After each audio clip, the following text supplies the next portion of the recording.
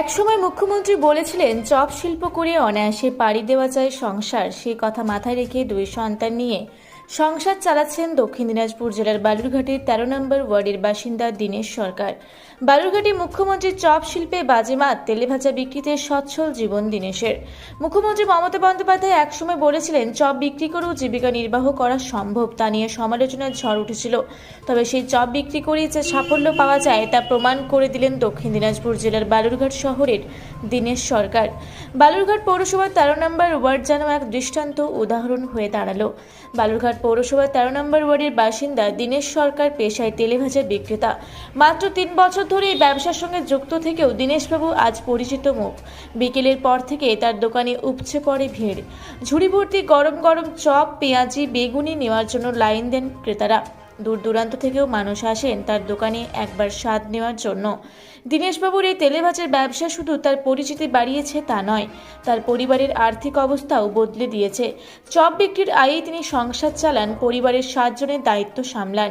স্থানীয়দের কথায় মুখ্যমন্ত্রীর চপ শিল্পের ধারণা যে বাস্তবে সফল তা দীনেশবাবুর গল্পই প্রমাণ করে। ওয়ার্ড কাউন্সিলর অনুশ্রী মহন্ত জানান, চপ বিক্রির মাধ্যমেও যে কেউ সফল হতে পারেন তার উদাহরণ দীনেশ সরকার। তার ব্যবসা ভালো চলছে, মানুষও খুশি। বালুরঘাট পৌরসভা সর্বদা তার পাশে রয়েছে। যদিও বিরোধীরা একাধিকবার মুখ্যমন্ত্রীর চপ শিল্প মন্তব্যকে কটাক্ষ করেছে, তবে দীনেশবাবুর সাফল্য সেই সমালোচনার জবাব হয়ে দাঁড়িয়েছে। ছোট ব্যবসাকে গুরুত্ব দিলে যে সাফল্য সম্ভব, দীনেশ সরকারের গল্প সেটাই বলে।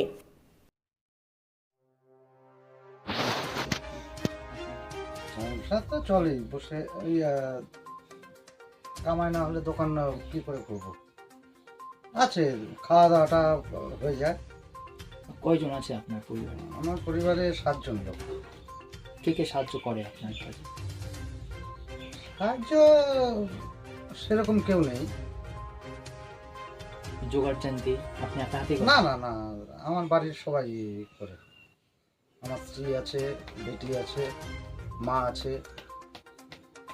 আপনার জীবিকা তাহলে হচ্ছে এইটুকুই নির্ভর। হ্যাঁ, এর উপরে নির্ভর। আনুমানিক কত বছর ধরে এই কাজটি আপনি করছেন? আমি এটা 3 বছর, নিজের যেটা 3 বছর ধরে 3 করছেন। বছর। দাদা, এক সময় মমতা ব্যানার্জি বলেছিলে যে চপ শিল্প করলে অনেক সময় মানে সংসার চালানো যায়। কথাটা কতদূর সত্য? হ্যাঁ, সেটা তো সত্যি। একটা সংসার মোটামুটি চলে যায়। অসুবিধা হয় না? না, তো মুখ্যমন্ত্রী এই কথাটা কি আপনি প্রাধান্য দেন? হ্যাঁ হ্যাঁ, বালুরঘাট পৌরসভা কতটা কি সাহায্য করে? পাশাপাশি স্থানীয় ওয়ার্ড কাউন্সিলর কতটা কি সাহায্য করে? কাউন্সিলর আমাদের সবসময় আমাদের সাথেই আছে। এমনি দেখাশোনা, দোকানে যাওয়া সবই করে। বালুরঘাট পৌরসভা হ্যাঁ, পৌরসভার তো ইয়া থাকবেই, কারণ তাছাড়া আমি পৌরসভায় কী করে দোকান করতে পারবো। পৌরসভা কোনো হেল্প করেছে আপনাকে অর্থনৈতিক দিক থেকে? না, সেরকম এখনো পাইনি। আপনি কোনো মানে সাহায্য চেয়েছিলেন পৌরসভার? না না না, ওরকম সাহায্য কোনো আবেদন করিনি। আপনার নামটা বলুন, বাড়ি, আমার নাম হলো দীনেশ সরকার, ওয়ার্ড 11 নম্বর ওয়ার্ড, বালুরঘাট। বালুরঘাট, ডাকরা, কাঠের ব্রিজ। দীনেশ সরকার, উনি আমার ওয়ার্ডেরই স্থায়ী বাসিন্দা। ওনাকে আমি দীর্ঘদিন ধরেই দেখছি যে উনি চপ বিক্রেতার সঙ্গে জড়িত। চপ বিক্রি করেই ওনার পুরো সংসারটা চলে।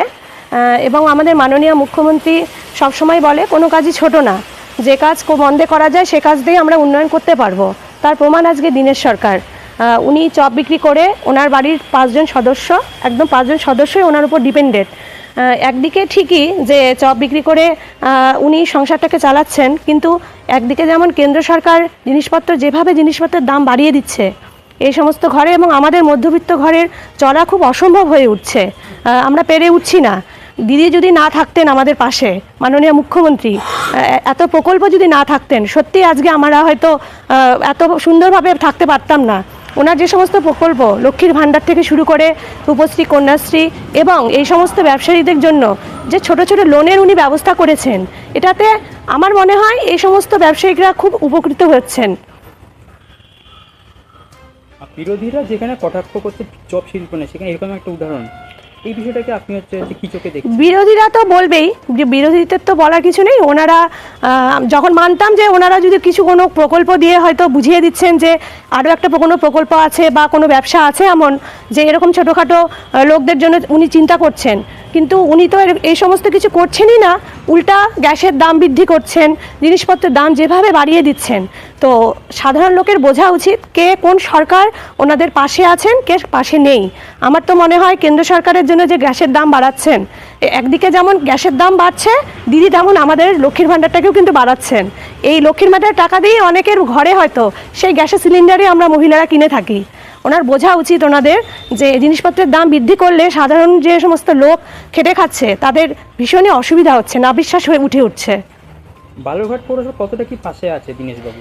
বালুরঘাট পৌরসভা ওনার পাশে সবসময় আছেন এবং ব্যক্তিগতভাবে আমি ওনার পাশে সবসময় আছি। ওনার যে কোনো সহযোগিতায় আমরা আছি ওনার পাশে। শুভকামনা কি চাইবেন? শুভকামনা করছি উনি যেন এই ব্যবসা করে ওনার ব্যবসাটাকে যেন আরও বড় করেন এবং উনি যেন আরও জীবনে উন্নতি, আমি ওনার উন্নতি কামনা করছি। আপনার নামটা বলবেন? আমার নাম অনুশ্রী মহন্ত, 13 নম্বর ward councillor. Joydeep Maitra report, Rupasi Bangla media. Purulia শহরে এখন স্বল্প খরচে উন্নত ও অত্যাধুনিক চিকিৎসা পরিষেবা বর্ধমান হসপিটালে। এখানে general, laparoscopic, gynaecologist, paediatrician, anaesthetist, general physician, orthopaedic সহ বিভিন্ন রোগের অভিজ্ঞ ডাক্তারবাবুরা নিয়মিত রোগী দেখছেন। এছাড়াও 24 ঘন্টা বিনামূল্যে অ্যাম্বুলেন্স পরিষেবা রয়েছে, স্বাস্থ্যসাথীর সুবিধাও। যোগাযোগ করুন বর্ধমান হসপিটাল, রাঁচি রোড, সৈনিক স্কুলের নিকটে। মোবাইল নাম্বার 8918968624 এই নাম্বারে।